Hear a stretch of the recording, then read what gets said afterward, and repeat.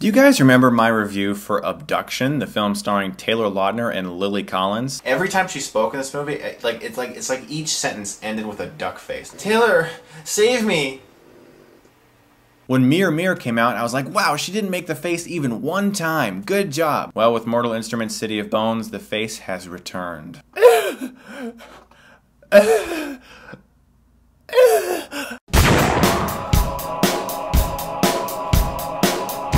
The Mortal Instruments, The City of Bones is directed by the guy behind The Pink Panther 2 and Agent Cody Banks.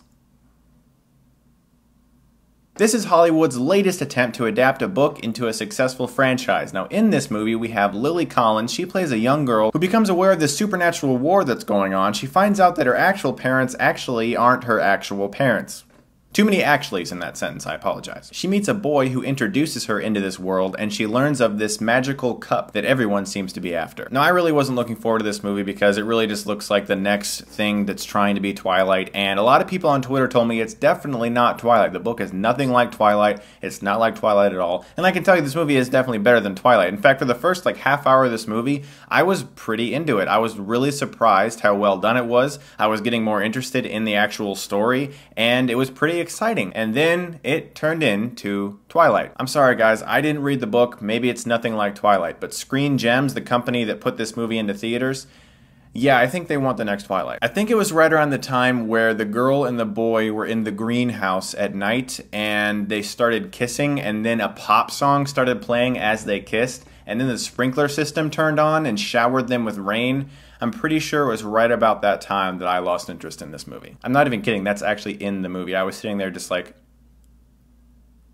The movie started out really cool. It was exciting, it was fun. There was this great sequence with this dog that I won't get into because it was probably the best part of the movie. And then it just turned into this really cliched teen romance with a supernatural element in there, with a love triangle, with a girl who is introduced by a boy to another supernatural world, and then there are various reasons why they can't be together even though they want to be together. It is the exact same formula as Twilight. This movie also suffers from the same thing that Percy Jackson suffered from. It all feels very derivative. It feels like it's a total copy off of other things. There are elements in this movie that were just 100% Star Wars. It's not like a copy off Twilight. Yes, there are actual vampires and actual werewolves that fight, and they're badass in this movie, even though the CGI is kind of subpar. There are cool sequences with these creatures. They're not these lovey-dovey little things, but the central formula of this movie is the same formula as Twilight, and I can't escape that. It's a fact. Maybe the book wasn't like that, but it's definitely clear that this movie is trying to emulate the same success that Twilight had and hopefully kickstart another franchise similar to Twilight. This month seems to be the odd title month. I don't really understand what's going on. Paranoia, no one's paranoid in that movie. In this movie, The City of Bones is in it for like 2 minutes,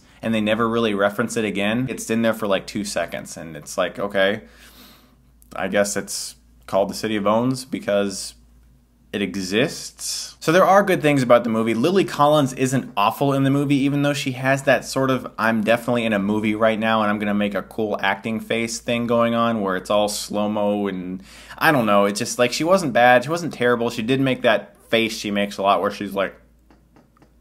The comic relief in the movie is her one friend who's the third guy in the love triangle that has to be there, the one guy who definitely likes her but doesn't get all the affection that he wants. He kind of annoyed me in the movie even though he was there to be the comic relief, or the guy who's like experiencing all this for the first time and he has to say what the audience is thinking. I just kept seeing all these various tropes that these films have done over and over again, and what started out promising just got squandered, and I really feel like the movie started out like something that could have been pretty cool, but then it just became very cliched. I will say that Jonathan Rhys-Meyers is very good in the movie. I like him quite a bit. He gives a pretty good performance as this guy Valentine. I really liked him in the movie. I thought he did a good job. There are certain elements of this movie that are good. Lena Headey is pretty good in the film also. Like, you can see people are trying to do well with this movie, but it just doesn't have that originality or the focus that this movie needs to have. Also, it just seems like we're in this time now where everyone thinks it's boring to do a wide still shot of action.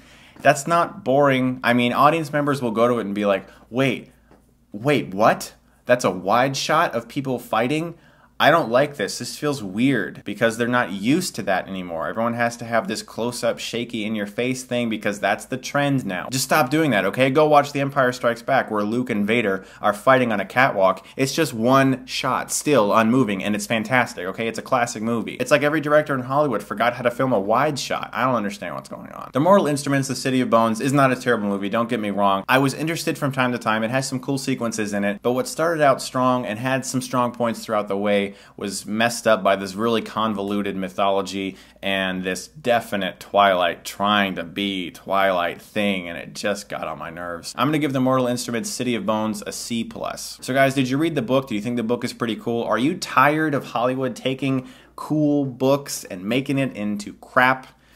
Because I can imagine you probably are if you read this book, or Percy Jackson. As always, guys, thanks very much for watching, and if you like this, you can click right here and get Stuckmanized.